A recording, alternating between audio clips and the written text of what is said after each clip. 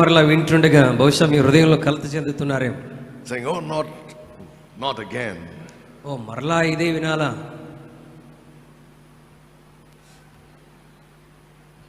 But there are depths in this word of God that are so deep that we can never reach the bottom. మనం ఎప్పుడు కూడా చేరుకోలేని మరి లోతైనటువంటి విషయాలు ఈ వచనంలో మనకు దొరుకుతున్నాయి. In this verse is just a guide for us. ఈ వచనము యేసేను గురించి మనం ఇంకా లోతుగా ధ్యానించడానికి ఒక మార్గదర్శిగా ఉన్నది. It is like a foundation, but we are building with other material. ఇది ఒక పునాది వలె ఉన్నది. దీని మీద ఇంకా మనం అనేకమైనటువంటి విషయాలతో ఒక కట్టడాన్ని కడుతున్నట్టుగా ఉన్నది. And right now we are talking about how Jesus Christ bore our sins in his own body. యేసుక్రీస్తు ప్రభువారు తన శరీరమందు మన పాపములన్నిటిని ఆయన ఏ విధంగా మోసాడో మనం మాట్లాడుతున్నాం. And what it means to us. అది మన జీవితంలో ఏ విధమైనటువంటి అర్థాన్ని అనుగ్రహిస్తుందో మనం నేర్చుకున్నాం. How we should apply it to ourselves. వాటిని మన జీవితానికి ఏ విధంగా అన్వయించుకోవాలో మనం నేర్చుకుంటున్నాం. Having done all that he needs to do for us. ఆయన మన కొరకు చేయవలసినవన్నీ సిలువలో చేసిన తర్వాత What does he expect of us to do now? ఆయన మన యొద్ద నుండి ఏమి ఆశిస్తూ ఉన్నాడు? I've said this many times in these meetings. మనం ఈ విషయాన్ని నేను ఎన్నోసార్లు ఈ విషయాన్ని మీకు జ్ఞాపకం చేశాను. That God expects us to give our bodies to him as living sacrifices. మనం మన యొక్క దేహములను సజీవ యాగముగా ఆయనకు సమర్పించాలని ప్రభు కోరుకుంటున్నాడు. The body is important. దేహము చాలా ప్రాముఖ్యమైనది. We have seen that God has purchased our bodies also on the cross. దేవుడు కల్వరి శిలువలో మనందరి దేహములను కూడా ఆయన వెలపెట్టి కొన్నాడు. It is so important to God that he's going to redeem it one day at the time of the rapture and the resurrection of the church. ఆయన మరి సంఘము పైకెత్తబడినప్పుడు లేక పునరుద్ధాన సమయంలో సంఘ పునరుద్ధాన సమయంలో మరి దేవుడు ఈ దేహాన్ని అద్భుతంగా మరి విమోచించనై ఉన్నాడు. Till then he has put his seal upon these bodies. ఆయన విమోచించేటువంటి దినం వరకు మన శరీరాన్ని మరి పరిశుద్ధాత్మ చేత ఆయన ముద్రించాడు. And he said that this property belongs to me. ఈ యొక్క స్వాస్యము నాకు చెందినటువంటిది అని ప్రభు చెప్పాడు. I have purchased it with a price. నేను వెలపెట్టి దీన్ని కొన్నాను. I'm going to take it to my home one day to be with me forever. నేను ఒక దినాన ఈ యొక్క దేహమును నిత్యము నాతో కూడా ఉండునట్లుగా నేను దాన్ని తీసుకొని వెళ్ళబోతున్నాను. Till then it's our responsibility to take care of God's property. ఆయన మనల్ని అక్కడికి తీసుకొని వెళ్ళేంత వరకు దేవుని యొక్క స్వాస్యముగా ఉన్నటువంటి మన దేహం విషయంలో జాగ్రత్త వహించడం మనందరి బాధ్యత అయి ఉంటున్నది. So we have seen various ways in which we have to take care of this body. మన దేహం విషయంలో ఏ విధంగా జాగ్రత్తగా ఉండాలో అనేకమైనటువంటి విషయాలు మనం నేర్చుకున్నాం. Now remember, Jesus Christ said to the disciples in the Garden of Gethsemane, Gethsemane తోటలో ప్రభు అయినటువంటి యేసుక్రీస్తు తన శిష్యులతో మాట్లాడుతున్నప్పుడు he said, pray. ప్రార్థించండి అని చెప్పాడు. But when he came back, he saw them sleeping. ఆయన తిరిగి వచ్చినప్పుడు వారందరూ నిద్రించుట ప్రభు చూశాడు. And then he said to them, get up and pray. The spirit indeed is willing, but the flesh is weak. మీరు మేలుకొని ప్రార్థన చేయండి, ఇదిగో ఆత్మ సిద్ధమే గాని శరీరం బలహీనమని మాట్లాడాడు. Yesterday we have also seen how the Lord said that in the book of Hebrews that our bodies should be washed with pure water. హెబ్రీయులకు రాసిన పత్రికలో నేటి దినాన మనం నేర్చుకున్నాం, పవిత్రమైన జలముతో మన దేహములు ఏ విధంగా శుద్ధి చేయబడాలో మనం నేర్చుకున్నాం. Prayer and the word of God are extremely important to keep the body in check. మన యొక్క శరీరములను సరి చేసుకోవడానికి ప్రార్థన మరియు వాక్యం ఈ రెండు కూడా చాలా ప్రాముఖ్యమైనటువంటివి. If you don't give importance and priority to these things, ఈ రెండు విషయాలకు నీ జీవితంలో నువ్వు ప్రాధాన్యతనివ్వకపోతే your body will take charge in your life. నీ శరీరమే నీ జీవితంలో నీ మీద ఆధిపత్యం చేస్తుంది. And it will not be in subjection. అది ఎప్పుడు కూడా నీకు లోబడదు. We have spoken about some practical things we have to do to keep our bodies under subjection. మన శరీరాన్ని స్వాధీనంలో ఉంచుకోవడానికి కొన్ని ఆచరణాత్మకమైనటువంటి విషయాలు నిన్నటి దినాన నేర్చుకున్నాం. But beneath all these things, the foundation for all these things is prayer and the word of God. వీటన్నిటికీ పునాది ఏంటి అనంటే ప్రార్థన మరియు దేవుని వాక్యం. Because if you just impose strict discipline upon your body, కేవలం నీ శరీరం మీద ఒక కఠినమైనటువంటి శిక్షణను ఏర్పాటు చేస్తే, without prayer and the word of God, ప్రార్థన దేవుని వాక్యం లేకుండా నువ్వు క్రమశిక్షణలో పెట్టాలనుకుంటే, the results will be disastrous. దాని ప్రతిఫలం అంతా కూడా మరి నాశనముగానే ఉంటుంది. You will be greatly discouraged. నీవు చాలా నిరుత్సాహానికి గురైపోతావు. And you will be disappointed seeing that you don't have any control over your body. కానీ శరీరం మీద నీకు ఎటువంటి మరి ఆ యొక్క మరి అధికారం లేనట్టుగా నువ్వు నిరుత్సాహంలోనికి వెళ్ళిపోతావు. And you will say, it's impossible for me to do anything for the Lord in this flesh. నేను ప్రభు కొరకు ఈ దేహంలో ఏదైనా చేయటం అనేటువంటిది ఇక అసాధ్యం అన్నటువంటి ముగింపుకు నువ్వు వచ్చేస్తావు. Our bodies must be washed with pure water because these bodies are impure. మన యొక్క దేహములు అపవిత్రమైనవి గనుక పవిత్రమైనటువంటి జలముతో శుద్ధి చేయటం అనేటువంటిది చాలా అవసరం. We must pray because these bodies are weak. ఈ శరీరములు బలహీనమైనవి గనుక మనము ప్రతిరోజు ప్రార్థించాలి. If we don't do this, మనం అలాగ చేయకపోతే these bodies will become our masters. ఈ దేహములే మనకి మన యొక్క అధికారులు అయిపోతాయి, మన మీద యాజమాన్యం చేస్తాయి. And we will become their slave. మనము శరీరానికి బానిసలమైపోతుంటాం. Prayer and the word of God. ప్రార్థన మరియు దేవుని వాక్యం, This is the most important thing.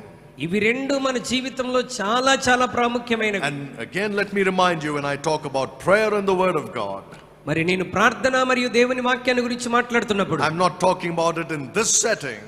ప్రార్థన దేవుని వాక్యం అంటే ఈ విధంగా వచ్చి కూర్చొని అందరితో కలిసి ప్రార్థన చేయటం, అందరితో కలిసి వాక్యం వినటం కాదు. This is secondary. ఇది రెండవ స్థానం. First and foremost is your personal time with Jesus Christ. నీ జీవితంలో ప్రథమమైనది, ప్రాముఖ్యమైనది వ్యక్తిగతంగా ప్రభుతో గడపటం. Praying and reading the Bible. వ్యక్తిగతంగా దేవుని వాక్యాన్ని చదవటం, వ్యక్తిగతంగా ప్రార్థనలో సమయం గడపటం. When you do that, you will see that you will have power in your life to bring your body into subjection. నీవు ఎప్పుడైతే అలాగూ చేయగలవో నీ శరీరాన్ని స్వాధీనపరచుకొనగలిగినటువంటి సామర్థ్యాన్ని, శక్తిని నువ్వు కలిగి ఉన్నావని అర్థమవుతుంది. Your body will be cleansed of its uncleanness. నీ శరీరం అపవిత్రత నుండి ఈ రెండు కార్యాలు చేయటం ద్వారా శుద్ధి చేయబడుతుంది. David said in Psalm 119 and verse 11, wherewithal shall a young man cleanse his way? By taking heed thereunto according to thy word. దావీదు మాట్లాడుతుంటున్నాడు 119వ కీర్తన 11వ వచనంలో, యవనస్తులు దేని చేత తమ నడతను శుద్ధి చేసుకుంటారు? దేవుని వాక్యమును బట్టి జాగ్రత్తగా చూచుకొనుట చేతనే కదా. Thy word have I hid in my heart that I may not sin against thee. నేను నీకు విరుద్ధముగా పాపము చేయకుండానట్లు నా హృదయంలో నీ వాక్యమును దాచుకొని ఉన్నాను అంటున్నాడు.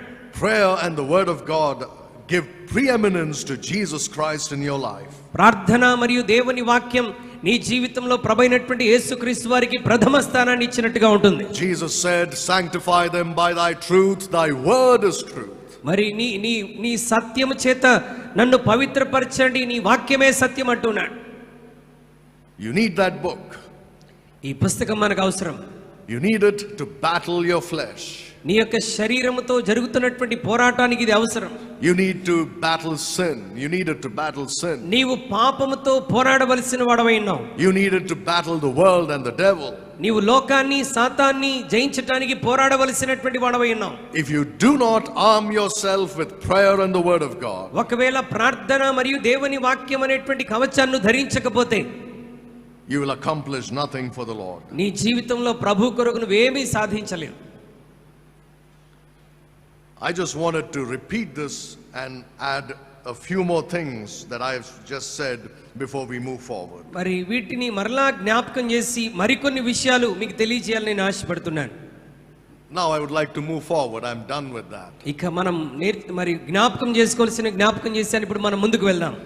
In this verse that we have just read in 1 Peter 2:24, మొదటి పేతురు 2:24లో మనం చదివినట్లుగా, it says, who his own self bare our sins in his own body on the tree. ఆయన తానే తన శరీరమందు మన పాపములను మ్రాను మీద మోసుకొనెను అని వ్రాయబడి ఉన్నది. This is talking about a completed act. అంటే ప్రభు సంపూర్ణం చేసినటువంటి కార్యాన్ని గురించి ఇక్కడ మాట్లాడుతున్నది. It's not talking about an ongoing act. ఇది ఇంకా ప్రభు చేయవలసిన, కొనసాగించవలసిన కార్యము కాదు. It's something that's been finished in the past. దేవుడు ఆ కార్యాన్ని ఎప్పుడో ముగించేశాడని తెలియజేస్తుంది. When God was manifest in the flesh, దేవుడు మానవునిగా భూమి మీదకి వచ్చినప్పుడు he suffered all his life. ఆయన తన జీవితమంతా శ్రమ నొందాడు. He is called a man of sorrows, acquainted with grief. ఆయన గొప్ప దుఃఖమును, శ్రమలను అనుభవించినటువంటి వాడని పిలువబడ్డాడు. He was despised and rejected of men. ఆయన తృణీకరించబడ్డాడు, మరి వెలివేయబడ్డాడు. And this happened all his life, ఇది తన జీవితాంతము కొనసాగింది. not just upon the cross. ఆయన ఏదో కల్వరి శిలువలోనే శ్రమ నొందినటువంటి వాడు కాదు. Remember, he went about doing good to all people. ఆయన తన చుట్టూ ఉన్నటువంటి మనుషులందరికీ మేలు చేస్తూ వెళ్ళాడు. He forgave the sinners. ఆయన పాపులను క్షమించాడు. He healed the sick. ఆయన రోగుల్ని స్వస్థపరిచాడు. He raised the dead. ఆయన చనిపోయిన వారిని తిరిగి He లేపాడు. even supplied the needs of people. ఆయన sometimes. మనుషుల యొక్క అవసరతలన్నిటిని కూడా తీర్చాడు. But yet they rejected him. అయినప్పటికీ వారు అతన్ని తృణీకరించారు. And he endured the contradiction of sinners. ఆయన పాపుల నుండి వ్యతిరేకతలను ఎదుర్కొన్నాడు. He suffered. ఆయన శ్రమ నొందాడు. The Bible says he suffered being tempted. ఆయన ఒక రుణస్థుడి వలె ఆయన శ్రమ నొందాడు. The Bible talks so much about the sufferings of Jesus Christ, యేసుక్రీస్తు ప్రభువారి శ్రమల గురించి దేవుని వాక్యం ఎంతగానో మాట్లాడుతున్నది. both in the Old Testament as well as in the New. పాత నిబంధనలోను క్రొత్త నిబంధనలోను. And these sufferings are not just limited to the cross. ప్రభు అనుభవించినటువంటి ఈ శ్రమలన్నీ కేవలం సిలువకే పరిమితమైనటువంటివి కాదు. His life ఆయన జీవితమంతా శ్రమ నొందాడు. was a suffering. ఆయన జీవితమే ఒక శ్రమ గుండా వెళ్ళింది. And the reason for that is our sins. ఆయన శ్రమ నొందటానికి గల కారణం ఏంటి అంటే మన పాపములు. He suffered all his life. ఆయన తన జీవితం అంతా శ్రమ నొంది. But the culmination of this suffering was the cross. ఈ శ్రమకి మరి జోడించినటువంటిది ఏంటి అంటే సిలువ. That was the end of all his suffering. ఆయన శ్రమలకు ముగింపు సిలువలో జరిగింది. Or you could say that was the height of his sufferings, the peak of his suffering. అంటే ఆయన శ్రమలో ఒక ఉన్నతమైనటువంటి స్థితి ఏంటి అని అంటే సిలువ వేయబడటం.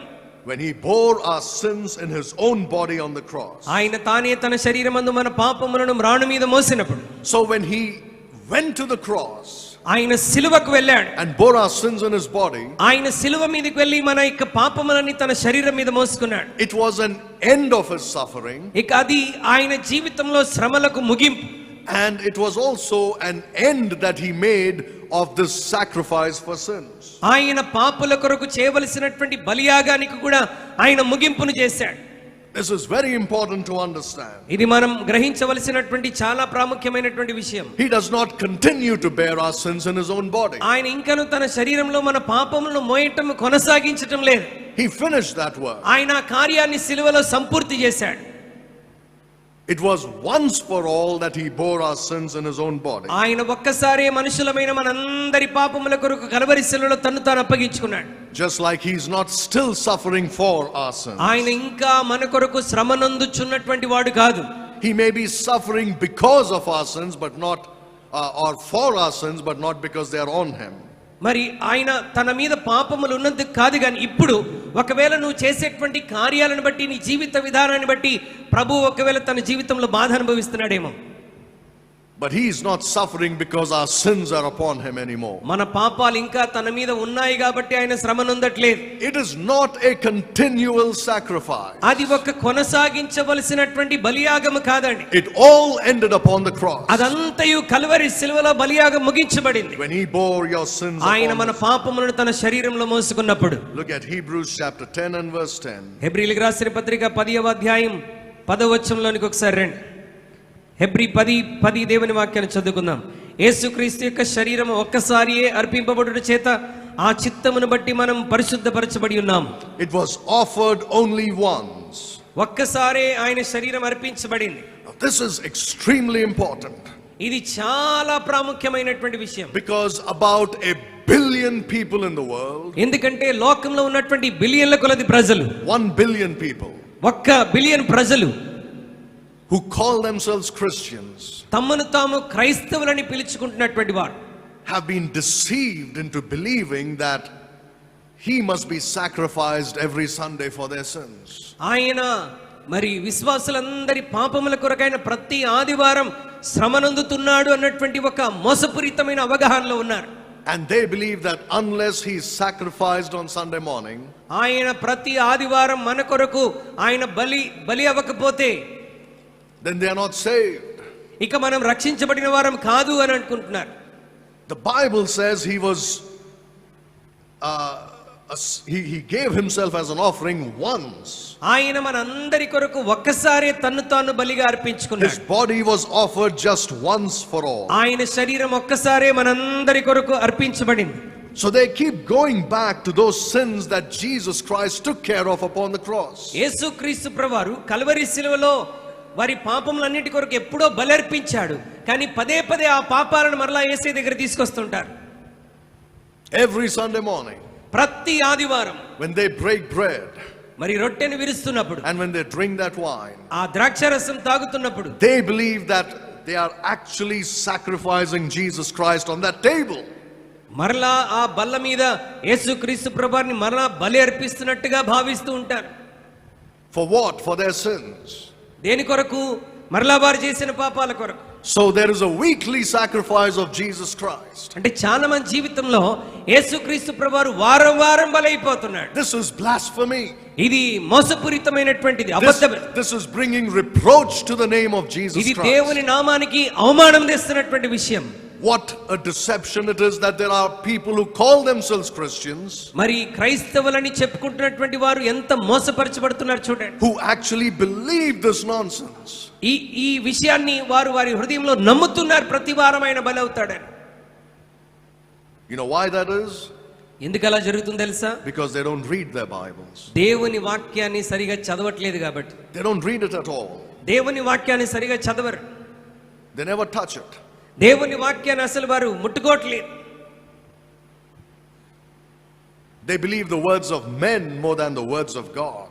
దేవుడు వాక్యంలో చెప్పిన విషయాల కంటే బయట మనుషులు చెప్పినటువంటి విషయాలు ఎక్కువగా నమ్ముతుంటారు. Look at Hebrews 10 and verse 2. హెబ్రీయులకు రాసిన పత్రిక 10వ అధ్యాయం 2వ వచనాన్ని దయచేసి చూడండి. హెబ్రీ 10:2. అలాగూ చేయగలిగిన ఎడల సేవించుచున్న వారు ఒక్కసారే శుద్ధపరచబడిన తరువాత వారి మనస్సాక్షికి పాపజ్ఞప్తి ఇకను ఉండదు గనుక వాటిని అర్పించుట మానుదురు గదా. They are doing what they did in the Old Testament. పాత నిబంధనలో ఏమి జరిగిందో ఇప్పుడు కూడా చాలా మంది విశ్వాసులు అదే చేస్తున్నారు. What happened in the Old Testament? పాత నిబంధనలో ఏం జరిగింది? They had to continue to give sacrifice of animals. వారు మరి క్రమముగా వారు పశువులను బలి అర్పిస్తూ ఉండాలి. If they didn't do it, ఒకవేళ అలాగ బలి అర్పించకపోతే their conscience would get defiled with their sins. వారి మనస్సాక్షి మరి వారు చేసినటువంటి పాపముల విషయంలో వారిని శిక్షిస్తుంది. So they had to take that animal again and again and again. కాబట్టి మరలా పశువులను దేవుని సన్నిధానంలోకి తీసుకుని వచ్చి వారు బలి అర్పిస్తూ ఉండాలి. They think they have to do the same thing with Jesus Christ. ఇప్పుడు విశ్వాసులు చాలా మంది ఏమనుకుంటారంటే, మనం యేసుక్రీస్తు ప్రభువారి దగ్గరికి వచ్చినప్పుడు కూడా ప్రతిసారి ఇలాగే మనం చేయాలనుకుంటున్నారు. He has to be sacrificed again and again and again. ఆయన మరలా ప్రతి ఆదివారం మన కొరకు బలైపోతూనే ఉండాలి అని మనం అనుకుంటున్నాం. I'll tell you why this is important. ఇది ఎందుకు ప్రాముఖ్యమైనదో నన్ను చెప్పనివ్వండి. Why you should be concerned about this. మనం దీని విషయంలో ఎందుకు తెలుసుకొని ఉండాలి. Why you should pray for such people. మనం అలాంటి వ్యక్తుల కొరకు మనం ఎందుకు ప్రార్థన చేయాలో తెలుసుకోవాలి. Because if they believe this, ఒకవేళ వారు ఈ విషయాన్ని నమ్ముతున్నట్లయితే, that bread and that wine which they purchase in a shop, మరి ఆ షాప్ లో కొనుక్కొచ్చినటువంటి ఆ రొట్టె ద్రాక్షారసము magically becomes Jesus Christ. మరి మ్యాజికల్ గా అది యేసుక్రీస్తు ప్రభువారి దేహము రక్తముగా మారిపోతుంది And అనుకుంటారు. is being sacrificed every Sunday. అది ప్రతి ఆదివారం బల్ల విరుస్తున్నప్పుడు మరి యేసు ప్రభువారు బలి అవుతున్నాడు అనుకుంటారు.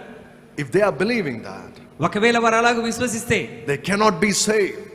వారు రక్షణ పొందలేరు. They are not saved. వారు రక్షణ పొందిన వారు కానే కాదు. Because they have not believed the gospel of the grace of God. ఎందుకంటే దేవుడిచ్చినటువంటి కృపా సువార్తను వారు నమ్మలేకపోతున్నారు. They are believing in abomination. వారు మోసపూరితమైనటువంటి దాన్ని నమ్ముతున్నారు. They are they become cannibals really. వారు మరి నరమాంస భక్షకులు అయిపోతున్నారు. The prophets or the priests of Baal is what they are. మరి వాళ్ళు బయలును ఆరాధించినటువంటి ప్రవక్తల వలె ఉంటున్నారు. Because the prophets of Baal sacrificed human beings, they ate their flesh and drank their blood. బయలు ప్రవక్తలు మరి మనుషులను బలిగా అర్పించి ఆ మనుష్య మాంసమును రక్తమును భుజించేటువంటి వారు. That's why Elijah killed them. అందుకొరకే బయలు ప్రవక్తలందరినీ ఏలియా తరిమి చంపివేశాడు. On the Mount of Carmel. మరి కల్మేరు పర్వతం మీద. They are human being eaters, if you can call them that. వారు నరమాంస భక్షకులు. That doesn't save anybody. అది ఎవరిని కూడా రక్షణలో నడిపించలేదు. You know what that means? దాని అర్థం ఏంటో తెలుసా? There are about 1 billion people who believe this. కోట్ల కొలది ప్రజలు ఈ విషయాన్ని నమ్ముతూ ఉన్నారు. 100 crores. మరి 100 కోట్ల ప్రజలు All over the world. ప్రపంచమంతటా.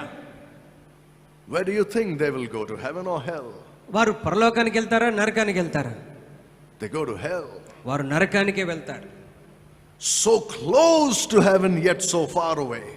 పరలోకానికి సమీపముగా ఉన్నాము అని అనుకుంటున్నారు కానీ వారు పరలోక రాజ్యానికి దూరముగా ఉన్నారు. Because in their churches they don't give them the plan of salvation. మరి వారి సంఘాల్లో రక్షణ ప్రణాళిక ఏంటో వారికి తెలియజేయబడట్లేదు. They are completely ignorant. వారు అమాయకులుగా ఉంటున్నారు ఈ విషయంలో. They think the Jesus they believe in is the same as the Jesus of the Bible. మరి వారు నమ్ముతున్నటువంటి యేసుక్రీస్తు ప్రభువారు బైబిల్లో చెప్పబడిన యేసుక్రీస్తే అని ఒక అపోహలోనికి వెళ్ళిపోతున్నారు. They think the Mary of their church is the Mary of the Bible. వారి సంఘాల్లో ఉన్నటువంటి మరియే పరిశుద్ధ గ్రంథంలో రాయబడినటువంటి మరి అని వారు పోల్చుకుంటున్నారు. No, those two are Baal and Ashtoreth. ఆ రెండు కూడా బయలు అస్తారోతు అన్నటువంటి విషయాలు మనం And గుర్తించాలి. their sacrifice is human sacrifice. వారి యొక్క బలి మానవ సంబంధమైనటువంటి బలి. And they have believed in Baal, not in Jesus Christ. వారు బయలునందు విశ్వాసం ఉంచినటువంటి వారు యేసు ప్రభు కంటే. Their clothes are the clothes of the priests of Baal. వారు వేసుకునేటువంటి వస్త్రములు బయలు ప్రవక్తలు వేసుకునే యాజకులు వేసుకునేటువంటి వస్త్రాలు. Their practices are the practices of the religion of Baal. వారి యొక్క ఆచారములన్నీ కూడా బయలును ఆరాధించేటువంటి ఆచారాలు కలిగినటువంటి. They have only changed the names. వారు కేవలం పేర్లు మాత్రమే మార్చుకున్నారు. But their gods are pagan gods. అయితే వారి దేవుళ్ళు మాత్రం అన్య దేవుళ్ళు అయిపోయారు. Because their God is being sacrificed every week. ఎందుకంటే వారి దేవుళ్ళు ప్రతి వారము బలైపోతున్నారు. But our God was sacrificed once only. అయితే మన దేవుడు మనందరి కొరకు ఒక్కసారే ఆయన బలి అయ్యాడు. He offered his body once. ఆయన తన శరీరాన్ని ఒక్కసారే మనందరి కొరకు సమర్పించాడు. And Peter says Christ also had suffered for sins once. పేతురు కూడా మాట్లాడుతున్నాడు, యేసుక్రీస్తు ప్రభువారు మన పాపముల కొరకు ఒక్కసారే శ్రమ నొందాడు. Only one time. కేవలం ఒక్కసారి. He cannot be sacrificed again and again. ఆయన మరలా బలి అర్పించబడేటువంటి వాడు కాదు. That's why you must be aware about this great deception. కాబట్టి ఈ గొప్ప మోసాన్ని గురించి మనం తప్పకుండా తెలుసుకొని ఉండాలి. And if you find anybody who believes this, ఒకవేళ ఎవరైనా దీన్ని విశ్వసిస్తున్నట్లయితే give them the gospel. వారికి మనం సువార్తను ప్రకటించాలి. Tell them they are sinners. వారు పాపులని వారికి తెలియచేయాలి. That they are going to hell. వారు నరకానికి వెళ్తారని తెలియజేయాలి. And that if they trust Jesus Christ as their personal savior, యేసుక్రీస్తుని సొంత రక్షకునిగా విశ్వసించినట్లు వారికి మనం బోధించాలి. they will go to heaven. అలా చేయకపోతే నరకానికి వెళ్తారని తెలియజేయాలి. That they will go to heaven if they believe in Jesus. ఒకవేళ ప్రభునందు విశ్వాసం ఉంచగలిగితే వారు పరలోక రాజ్యానికి వెళ్తారు. You must tell them that they cannot get saved by believing in an ongoing sacrifice. మరి కొనసాగుతున్నటువంటి బలి అర్పణ యందు విశ్వాసం ఉంచడం ద్వారా వారు రక్షణ పొందరని మనం తెలియజేయాలి. You must tell them that there is no salvation in a church. మరి సంఘములో రక్షణ అనేటువంటిది కొనసాగుతుంది అని మనం చెప్పడానికి వీల్లేదు. There is no salvation in baptism or in that sacrifice they call the mass. వారు చెప్తున్నటువంటి బాప్తిస్మంలో రక్షణ లేదు, లేకపోతే ఆ యొక్క మరి వారు కూడుకుంటున్నప్పుడు ఇలాగ రొట్టె విరుచుట ద్వారా రక్షణ లేదని తెలియజేయాలి. That there is salvation in Jesus Christ only. రక్షణ అనేటువంటిది కేవలం యేసుక్రీస్తులో మాత్రమే ఉన్నది. Because he died and gave his body as a sacrifice. ఎందుకంటే ఆయన మనందరి కొరకు తన శరీరాన్ని బలిగా అర్పించినటువంటి వాడు. And he rose up again on the third day. ఆయన మరలా మూడో దినాన తిరిగి లేచాడు. In the Old Testament, పాత నిబంధన కాలంలో they gave sacrifice of animals. వారు పశువులను బలిగా అర్పించేటువంటి వారు. They gave the sacrifice of animals and their blood. మరి పశువులను వాటి రక్తమును బలిగా అర్పించేటువంటి వారు. The Bible says, look at Hebrews chapter 9 and verse 13. హెబ్రీయులకు రాసిన పత్రిక 9వ అధ్యాయం 13వ వచనాన్ని మనం చూద్దాం. ఏలయనగా మేకల యొక్కయు ఎడ్ల యొక్కయు రక్తమును మైలపడిన వారి మీద ఆవు దూడ బూడిద చల్లుటయు శరీర శుద్ధి కలుగునట్లు వారిని పరిశుద్ధపరచిన ఎడల. It says the blood of bulls and of goats and the ashes of an heifer sanctifies to the purifying of the flesh. ఇక్కడ ఏమన్నాడంటే మేకల యొక్కయు ఎడ్ల యొక్కయు రక్తము మైలపడిన వారి మీద ఆవుదూడ బూడిద చల్లితే శుద్ధిపరచబడతారంటున్నాడు. Their bodies were cleansed by that, sanctified. ఈ కార్యము ద్వారా వారి శరీరాలు శుద్ధిపరచబడ్డాయి. But their consciences were not cleansed. వారి మనస్సాక్షి పరిశుద్ధపరచబడలేదు. In fact, every time they gave the sacrifice, వారు బలి అర్పిస్తున్న ప్రతిసారి their conscience pricked them and reminded them of the sins they committed. వారు చేసినటువంటి పాపాలను వారి మనస్సాక్షి పదే పదే జ్ఞాపకం చేస్తూనే ఉంటుంది. Because the blood of bulls and goats, the Bible says, cannot take away sin. ఎందుకంటే దేవుని వాక్యం అంటుంది ఎడ్ల యొక్కయు మేకల యొక్క రక్తం మనలోని పాపాన్ని తీసివేయలేదు. Look at chapter 10 and verse 4. 10వ అధ్యాయం 4వ వచనం చూడండి. ఏలయనగా ఎడ్ల యొక్కయు మేకల యొక్క రక్తం పాపములను తీసివేయుట అసాధ్యము. So what did they do? అయితే వారు ఏం చేస్తారు? The blood of bulls and goats only covered the sins of those who offered the sacrifice. ఎడ్ల యొక్కయు మేకల యొక్క రక్తమును వారు అర్పిస్తా ఉన్నప్పుడు పాపాలను కప్పివేస్తున్నాయి అంతే. And it sanctifies the flesh. వారి శరీరాన్ని శుద్ధి చేస్తున్నాయి. But they cannot do more. అంతకంటే ఎక్కువ ఏమీ జరగట్లేదు.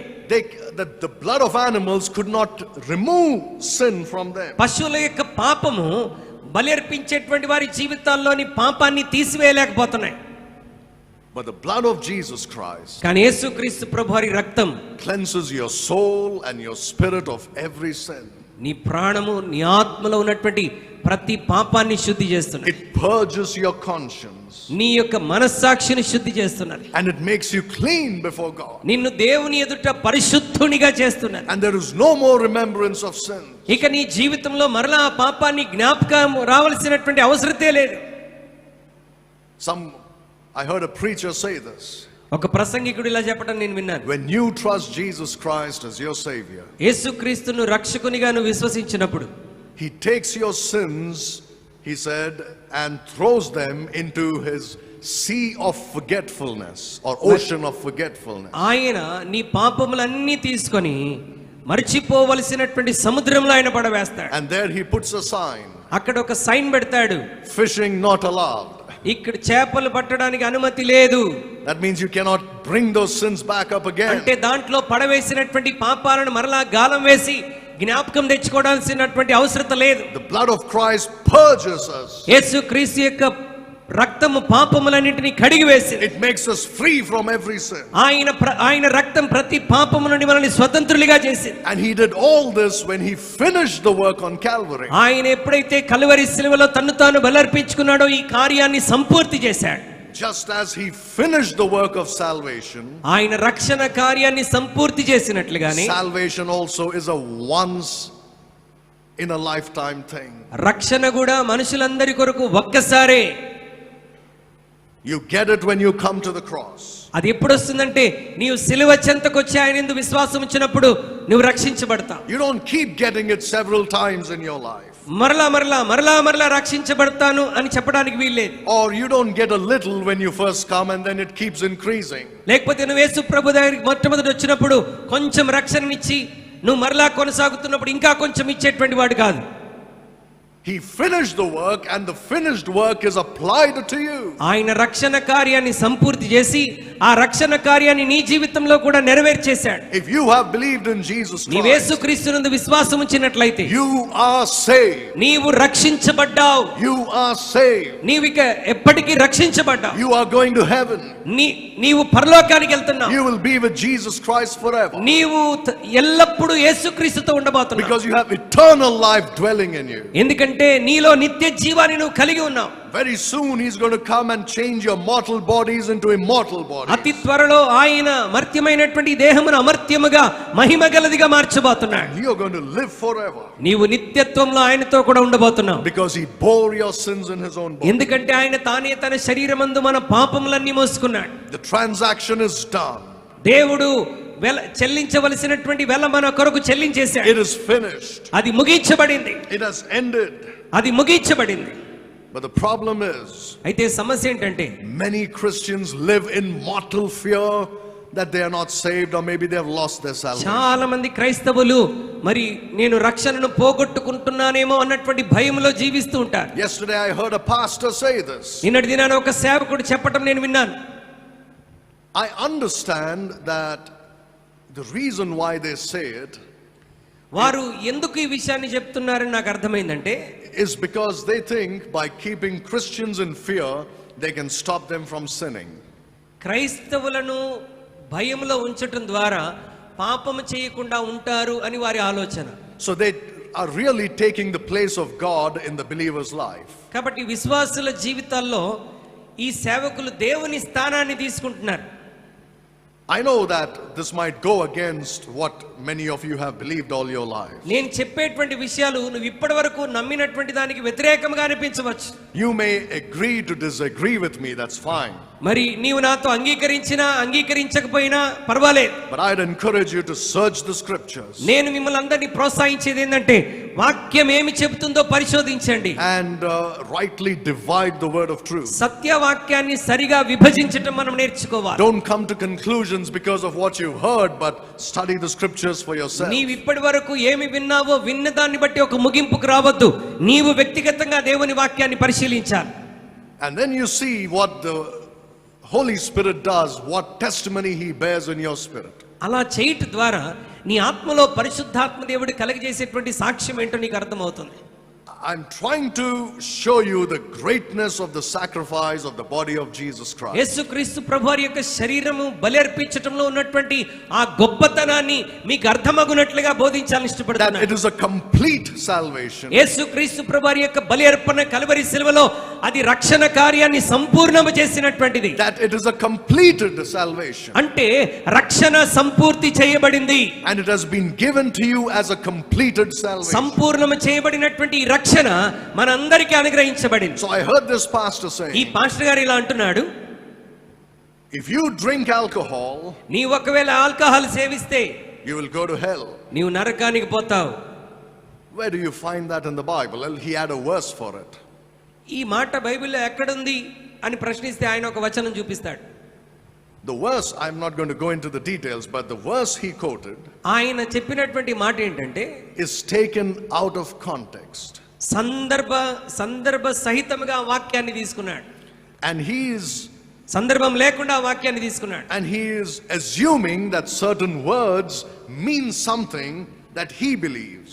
సందర్భం లేకుండా వాక్యాలు తీసుకొని ఆయన నమ్ముతున్న దానికి ఆ వాక్యాన్ని జోడిస్తున్నాడు. For example, have you heard of the word inheritance? స్వాస్యము అన్నటువంటి మాట మీరు విన్నారా బైబిల్లో? What is an inheritance? స్వాస్యం అంటే ఏంటి? Is inheritance salvation? స్వాస్యం అంటే రక్షణ అనుకుంటున్నామా? Is it the same? అలాగే ఆలోచిస్తున్నామా? What do you think? స్వాస్యం అంటే ఏంటి? We have to weigh every word in the Bible because Jesus said so.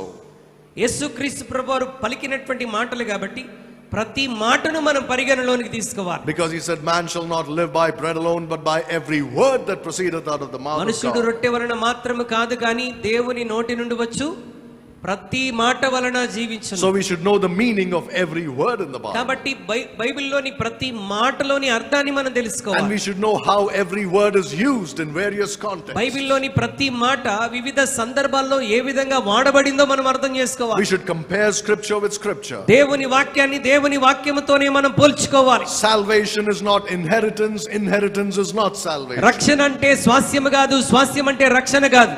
Salvation is received because of what Jesus did on the cross. రక్షణ అనేటువంటిది యేసుక్రీస్తు ప్రభువారు Calvary శిలువలో మన కొరకు చేసిన దానిని బట్టి మనం It పొందుకునేటువంటిది. is a free gift. అది ఉచితముగా ఇవ్వబడినటువంటి వరం. But inheritance is something you earn. అయితే స్వాస్యం అనేటువంటిది మనం సంపాదించుకొనవలసినటువంటిది. We don't get it if you're not worthy of it. మనము అర్హత లేకపోతే దాన్ని సంపాదించుకోలేం.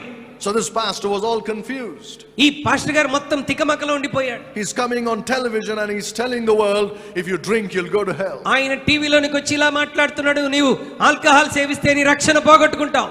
I'm sure he has a good motive. He doesn't want to encourage people to drink. ఆయన ఒక మంచి ఉద్దేశంతోనే ఆయన చెప్తూ ఉండవచ్చు, ఏమని, ప్రజలు పాపంలో పడకుండా ఉండాలని. But you cannot preach a lie. అయితే మనం అబద్ధాన్ని ప్రసంగించలేం. It is a shame for a pastor to stand and preach a lie. దేవుని సన్నిధిని నిలబడి అబద్ధాన్ని బోధించడం ఒక సేవకునికి అవమానకరం, సిగ్గుకరం. God will hold him responsible. దేవుడు తప్పకుండా అతన్ని లెక్క అడుగుతాడు. Because a person goes to hell not because he drinks alcohol. ఒక వ్యక్తి మరి ఆల్కహాల్ తాగటం అంటే రక్షింపబడిన విశ్వాసి ఆల్కహాల్ తాగటం ద్వారా నరకానికి వెళ్ళడు గాని A sinner goes to hell because he doesn't trust Jesus Christ as his savior. పాపి నరకానికి ఎందుకు వెళ్తాడు అని అంటే అతడు యేసుక్రీస్తునందు విశ్వాసం ఉంచకపోతే వెళ్తాడు.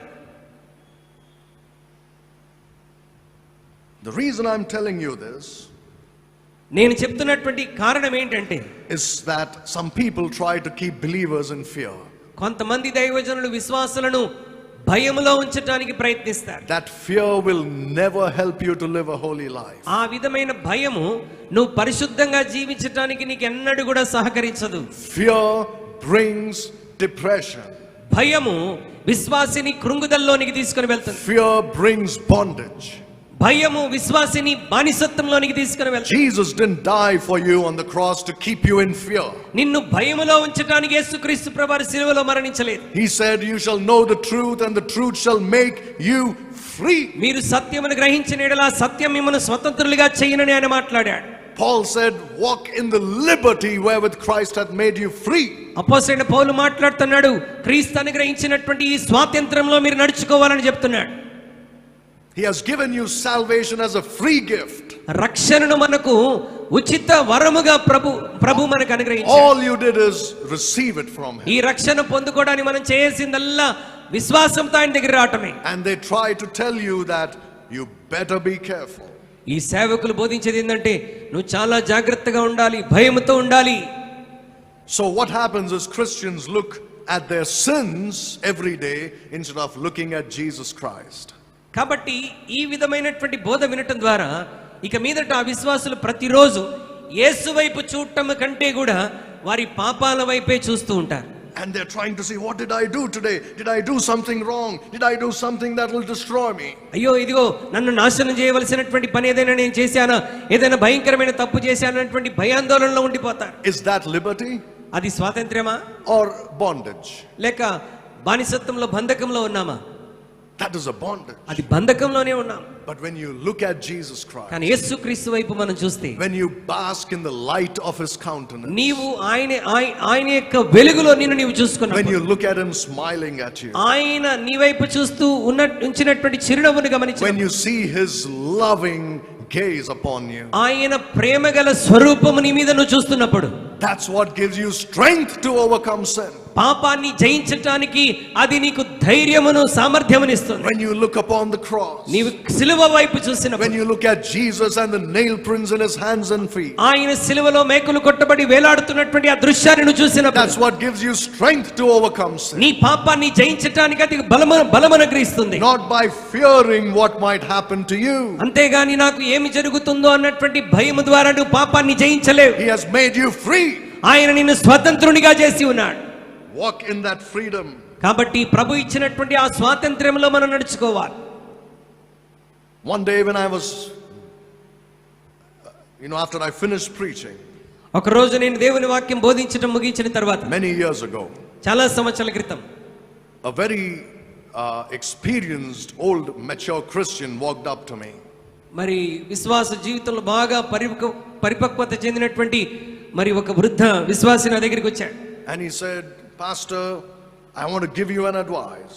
ఆయన నా దగ్గరికి వచ్చి అన్నాడు, పాస్టర్ గారు నేను మీకు సలహా ఇస్తున్నాను. What you're saying is true. మీరు చెప్తున్నది వాస్తవమే. But కానీ if you keep saying this, మీరు ఇలా బోధిస్తూ వెళ్తే Christians will take liberty to sin. మీరు ఇలా చెబితే క్రైస్తవులు పాపం చేయటానికి ఇక భయపడరు. I can preach a sermon on these words really for the next 1 hour. ఈ మాటల మీద నేను ఒక గంట సేపు వాక్యాన్ని బోధించవచ్చు. And I'm not going to do that. అయితే నేను దాన్ని చేయటం లేదు. But you see, he is completely wrong. ఆయన చెప్పిన మాట పూర్తిగా అబద్ధం. Completely wrong. అది తప్పండి.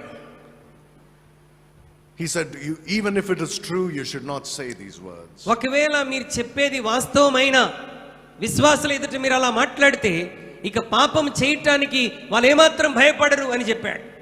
I said, are you saying that they're going to live a holy life or sin because of what I say and not because of what Jesus said in the Bible? మరి నేను చెప్తున్న దాన్ని బట్టి పరిశుద్ధమైన జీవితం జీవిస్తారా, లేకపోతే ప్రభు అయినటువంటి యేసుక్రీస్తు చెప్పిన మాటను బట్టి ఒక వ్యక్తి పరిశుద్ధుడిగా లేకపోతే పాపిగా జీవిస్తాడా? I asked him, do you want me to preach a lie?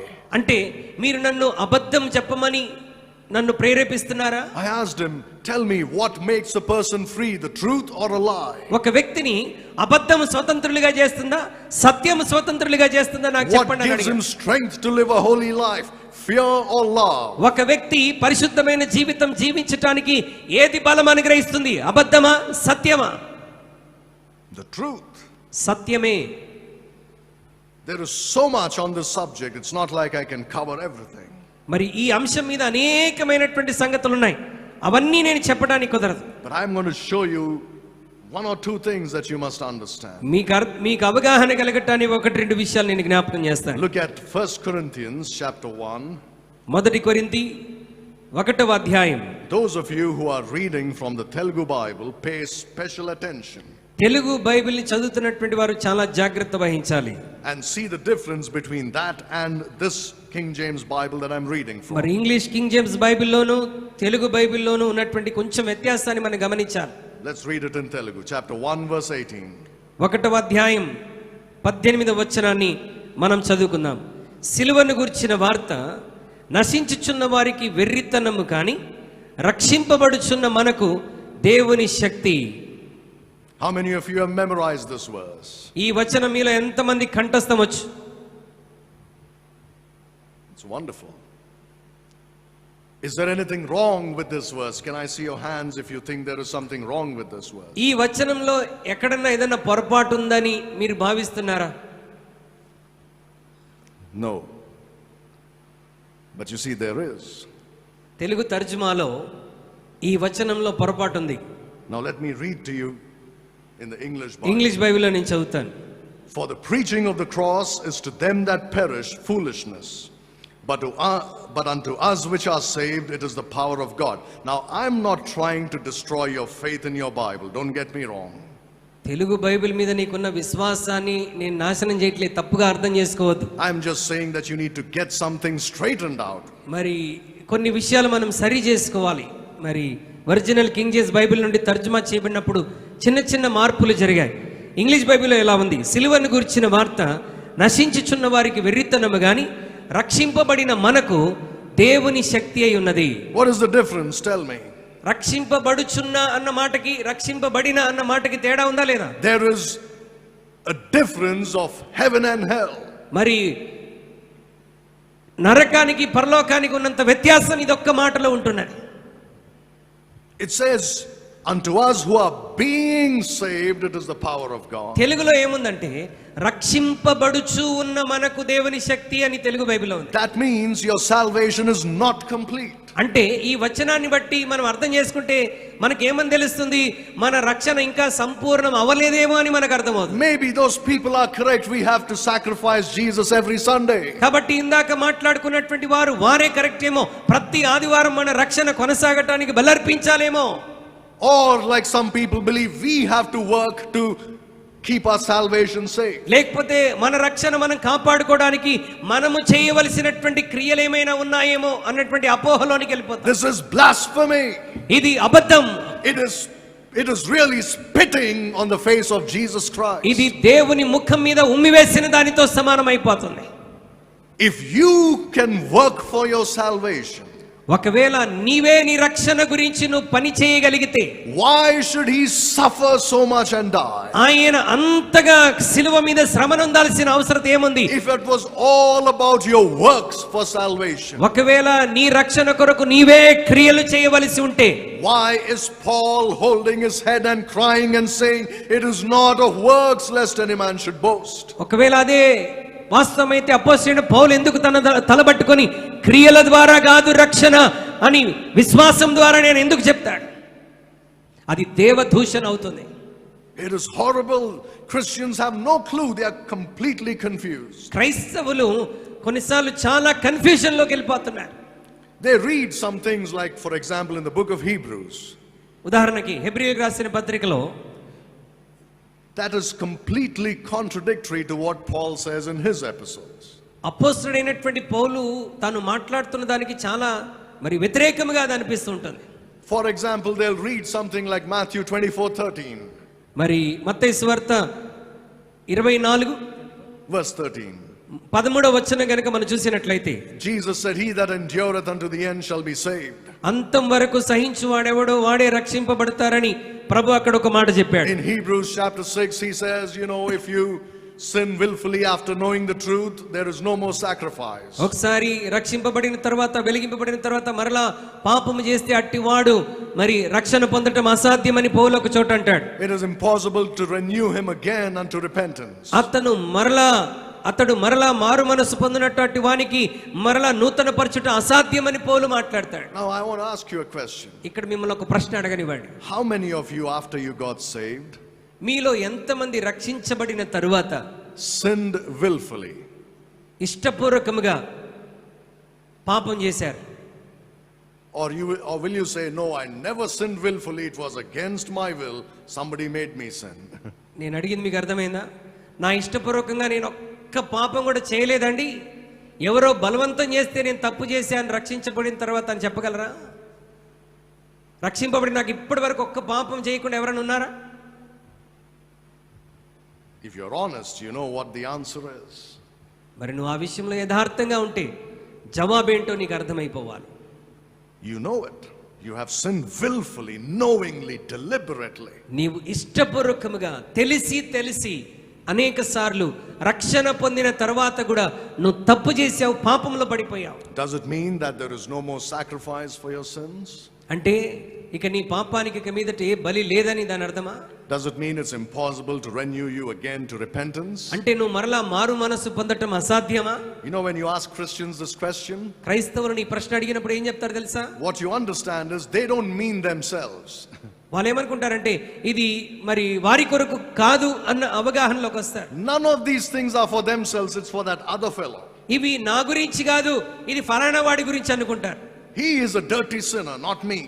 నేను అంత భయంకరమైన పాపిని కాదండి, వాడేంటో నాకు తెలుసు, వాడు చాలా భయంకరమైన పాపాలు చేశాడు. There's no more చేశాడు. repentance for him. ఇక వాడికి ఇక మీదట మారు మనస్సు అనేది ఉండదు. It's not for me, this verse. నాకు మాత్రమే కాదు అనుకుంటారు.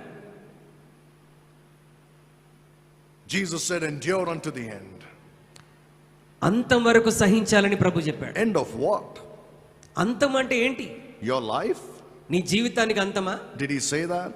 ఆయన ఆ మాట అక్కడ చెప్పాడా? మత్తయి 24. What is Matthew 24 talking about? మత్తయి 24వ అధ్యాయం ఏమని మాట్లాడుతున్నది? What is Matthew 25 talking about? మత్తయి సువార్త 25వ అధ్యాయం ఏమని It's తెలియజేస్తుంది? talking about a time period after you are taken out of this world. మత్తయి సువార్త 24, 25 అధ్యాయాలు మనం భూమి మీద నుండి మధ్యాకాశంలోనికి ఎత్తబడిన తరువాత జరిగేటువంటి విషయాలు అవి. Nothing to do with you. విశ్వాసులతో దానికి సంబంధం ఏమీ లేదు. Same thing with Hebrews. హెబ్రీయులకు రాసిన పత్రికలో 6వ అధ్యాయంలో కూడా విశ్వాసులతో సంబంధం లేదు. That verse is talking about how a person, if he willfully takes the mark of the beast in the tribulation, there's no more ఆ repentance. వచనం దేని గురించి చెప్తుందంటే శ్రమల కాలంలో ఇష్టపూర్వకముగా మరి ఆ మృగం యొక్క ముద్రను ఒకడు తన నుదుటి మీద వేసుకుంటే ఇక వాడు మారు మనసు పొందేటువంటి అవకాశం లేదు. That is a sin unto death according to 1 John. అది మరణకరమైనటువంటి పాపం అని దేవుని వాక్యం జ్ఞాపకం చేస్తుంది. Nothing to do with you. అయితే అది ఇప్పుడున్నటువంటి విశ్వాసులకు కాదు అది. Because your salvation has been accomplished once for all. ఎందుకంటే నీ రక్షణ అనేది ఒక్కసారే సంపూర్తి చేయబడింది నీ కొరకు. You are not being saved. నీవు రక్షించబడుతూ ఉన్నవాడవు కాదు, రక్షించబడ్డావు. You are not enduring unto the end. నీవు అంతం వరకు సహించవలసినటువంటి వాడవు కాదు. You are sealed by the Holy Spirit until the day of redemption. నీవు విమోచన దినము కొరకు పరిశుద్ధాత్మ చేత ముద్రించబడినటువంటి వాడవు. The word sealed by the Holy Spirit. పరిశుద్ధాత్మ చేత ముద్రించబడటం అనంటే Everybody thinks it's a stamp. ముద్రించబడటం అంటే మనం ముద్ర వేసే స్టాంప్ అనుకుంటాం. That's not what it means. దాని అర్థం అది కాదండి. Because again, unfortunately, it's wrongly translated in the Telugu. మరి తెలుగు బైబిల్లో కొంచెం తర్జుమా వేరుగా ఉన్నదని మరలా జ్ఞాపకం చేస్తున్నాను. In the English Bible, the word seal there means, English బైబిల్లో సీల్డ్ అన్నటువంటి మాటకు అర్థం ఏంటంటే you take something, put it in a box and seal it up. మరి ఒక వస్తువుని తీసుకొని ఒక బాక్స్ లో పెట్టి ఏం చేస్తాం, దాన్ని సీల్ చేసేస్తాం. You put tape all around it and secure it. మరి ఆ సీల్ వేసేసి టేప్ వేసి దాన్ని భద్రపరుస్తాం. Why do you do that? So that the thing inside is safe. అంటే ఆ లోపల ఉన్నటువంటి వస్తువు భద్రముగా ఉండటానికి. That's what the Holy Spirit does to you. పరిశుద్ధాత్మ దేవుడు ముద్రించాడు అని అంటే మన అంత్య దినము కొరకు ఆయన మనల్ని భద్రపరిచాడు అని అర్థం. He comes inside you and he covers you. ఆయన నీలోనికి వచ్చి ఆయన నిన్ను కప్పివేస్తున్నాడు. He seals you up ఆయన నీ మీద సీల్ వేస్తున్నాడు. until the day of redemption. ఎప్పటి వరకు? విమోచన దినము వరకు. What is that day of redemption? విమోచన దినం అంటే ఏంటండి? The day of, it's not when Jesus died for your sins, that's the past. విమోచన దినం అంటే యేసుక్రీస్తు నీ కొరకు చనిపోయిన దినం కాదు, అది నీ గతం. He's talking about the future day of redemption. ఆయన భవిష్యత్తులో రాబోతున్నటువంటి విమోచన దినం గురించి When మాట్లాడుతున్నాడు. he's going to redeem us from the earth and take us to heaven. ఆయన మనందరినీ భూమి మీద నుండి విమోచించి నిత్య రాజ్యంలోనికి తీసుకొని పోబోతున్నాడు. Redeemed from the earth. ఆయన భూమి నుండి మనల్ని విమోచించబోతున్నాడు. Redeemed from this body. ఈ శరీరం నుండి మనల్ని విమోచించబోతున్నాడు. We are safe till then. మనం అప్పటి వరకు భద్రపరచబడినటువంటి వారం. There is a beautiful hymn which goes like this. మరి ఒక చక్కని పాట ఈ విధంగా ఉన్నదండి. Safe in the arms of Jesus, safe on his gentle breast. యేసుక్రీస్తు ప్రభువారి యొక్క మరి చేతుల్లో మనం భద్రపరచబడ్డామని రాయబడినటువంటి మాట. There by his love overshaded, safely my soul shall rest. మరి ఆయన ప్రేమ నా మీద కుమ్మరించబడగా నేను సంపూర్ణంగా భద్రపరచబడ్డాను. Oh, what liberty this is. ఎంత గొప్ప స్వాతంత్ర్యం ప్రభు మనకిచ్చాడు. What joy. ఎంత గొప్ప సంతోషం. What power. ఎంత గొప్ప శక్తి. What strength. ఎంత గొప్ప బలము. But the devil tries to steal all this from you వీటన్నిటిని కూడా అపవాది నీ నుండి దొంగిలించడానికి ప్రయత్నిస్తాడు. and keep you in fear like a cat in the corner. మరి ఆ పిల్లి ఏ విధంగా భయపడుతూ ఉంటుందో మరి నీవు కూడా అలా భయపడినట్లుగా చేస్తాడు. You're not being saved, you are saved. మనం రక్షించబడుచు ఉన్న వారము కాదండి, మనం రక్షించబడ్డాం. You're not getting saved in installments. మనం ఏదో ఇన్స్టాల్మెంట్ బేసిస్ లో రక్షణ పొందట్లేదు. Every month God pays you an EMI of salvation. ప్రతి నెల దేవుడు నీ రక్షణ కొరకు ఈఎంఐ పే చేసేటువంటి వాడు కాదు. This is all reverse, right? Here you pay a loan in EMIs. మనం ఈఎంఐ లోన్ పే చేస్తుంటాం కదా. And if you don't pay that loan, you're punished. నీవు ఆ యొక్క లోన్ కి ఈఎంఐ పే చేయకపోతే నీకు శిక్ష వస్తుంది. But here it is reverse. ఇక్కడ మరి రివర్స్ గా ఉంది. If you're not good, you won't get that installment. నీవు మంచిగా ఉండకపోతే ప్రభు నీకు ఆ ఇన్స్టాల్మెంట్ పే చేయడం అన్నట్టుగా ఉంటుంది. Oh, this month I didn't get my installment. ఓ ఈ నెల ప్రభు నాకు ఇన్స్టాల్మెంట్ పే చేయలేదు. A little of Christ's salvation is released to you every month. అంటే విశ్వాసులు నమ్మేటువంటి విషయాలు ఏంటంటే కొన్నిసార్లు ప్రతి నెల ప్రభు నాకు కొంచెం కొంచెం రక్షణ ఇస్తూ ఉంటాడు. Oh, this time he released a little more salvation than last month. పోయిన నెల కంటే ఈ నెల ఇంకొంచెం రక్షణ నాకు ఎక్కువ ఇచ్చాడు అని అనుకుంటూ I ఉంటాడు. got a bonus. నాకు బోనస్ రక్షణ వచ్చింది. You see how foolish it is. ఎంత వెర్రితనం అండి అలా ఆలోచించటం.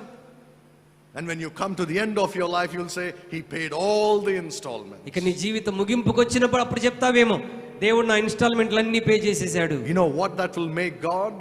అలా చెప్పటం వల్ల మనం దేవుని ఏం చేస్తున్నాం తెలుసా? You make him your debtor. ఆయన నీకు రుణస్థుడు అన్నట్టుగా మనం భావిస్తున్నాం. He has to pay you installments every month. ఆయన నీకు రుణస్థుడై ఉన్నాడు గనుక నీ రక్షణ కొరకు ప్రతి నెల ఆయన వెల చెల్లించాల్సి వస్తుంది. God, make sure you pay every installment before I die. మరి దేవా నేను చనిపోకముందే నా రక్షణ కొరకు నువ్వు అన్ని ఇన్స్టాల్మెంట్లు పే చేయాలి అని నువ్వు అనుకుంటున్నావేమో. What if he doesn't pay? ఒకవేళ ఆయన పే చేయకపోతే? It's like, they think it's like a battery. వారు ఏమనుకుంటారంటే ఇది ఒక బ్యాటరీ లాగా అనుకుంటారు.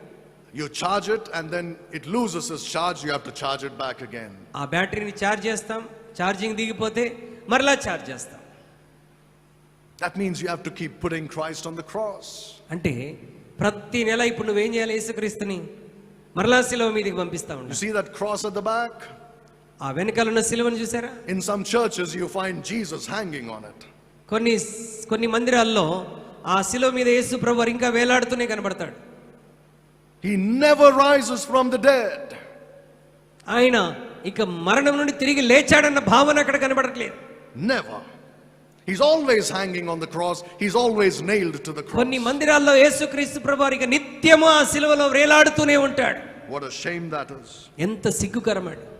If the Lord has finished his work once for all, ఒకవేళ యేసుక్రీస్తు ప్రభువు రక్షణ కార్యాన్ని ఒక్కసారి ఆయన ముగించేస్తే, and if you trust him as your savior, నీవు ఆయన రక్షకుడుగా నువ్వు ఆయన యందు విశ్వాసం ఉంచితే, then his finished work is given to you as a gift. ఈ సంపూర్తి చేయబడిన రక్షణ కార్యం నీకు ఉచితముగా బహుమానంగా ఇవ్వబడుతుంది. He does not continue to bear your sin.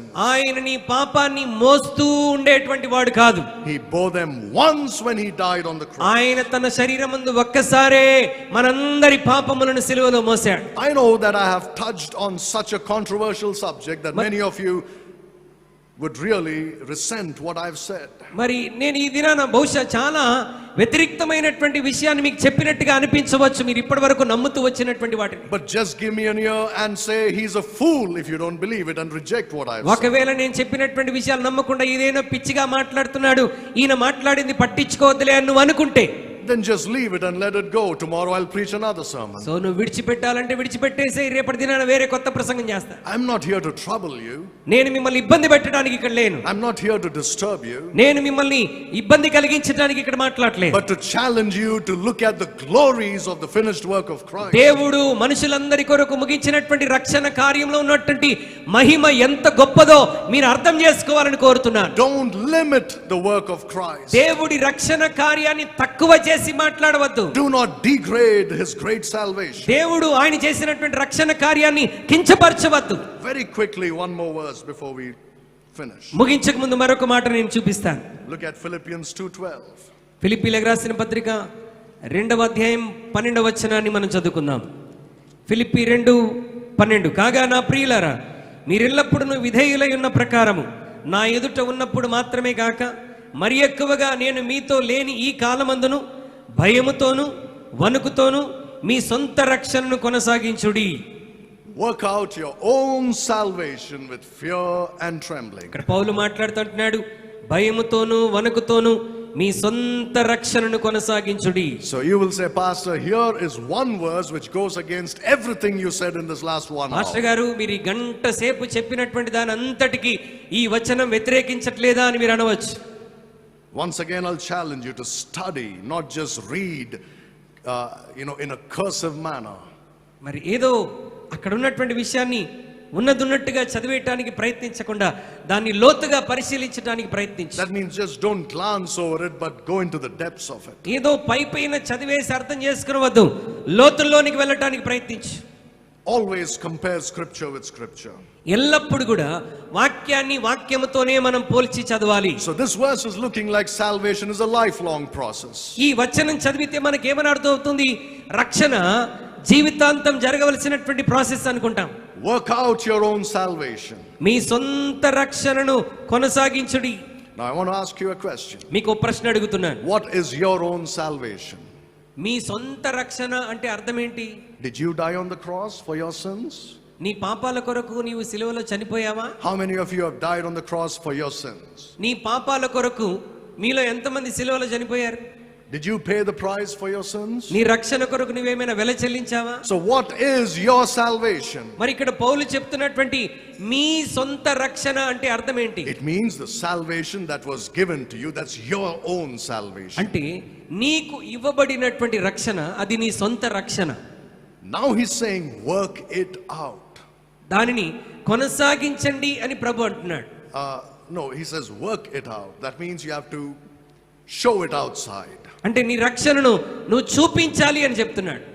I'm not again putting a doubt in your mind about your Bibles, but I'm showing the difference in translation. నీ Bible గురించినటువంటి సందేహం పెట్టడానికి ఇష్టపడట్లేదు.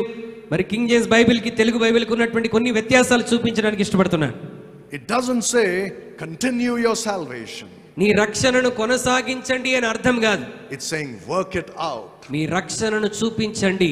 That means what God has done inside, you show it outside. దేవుడు నీ జీవితంలో చేసిన దానిని నువ్వు బాహాటముగా చూపించమంటున్నాడు. Be careful to show it out. Be a witness. అయితే మీ రక్షణను చూపించేటప్పుడు మీరు జాగ్రత్తగా ఉండాలి, సాక్షిగా ఉండాలి. The proof for this, look at verse 13. 13వ వచనానికి మీరు ఒకసారి చదవండి. ఎందుకనగా మీరు ఇచ్చయించుటకును కార్యసిద్ధి కలగజేసుకొనుటకును తన దయా సంకల్పము నెరవేరుటకై మీలో కార్యశుద్ధి కలగజేసినటువంటి వాడు దేవుడే. He worked in you. ఆయన మీలో కార్యము జరిగించాడు. Now you show it outside. You work it out.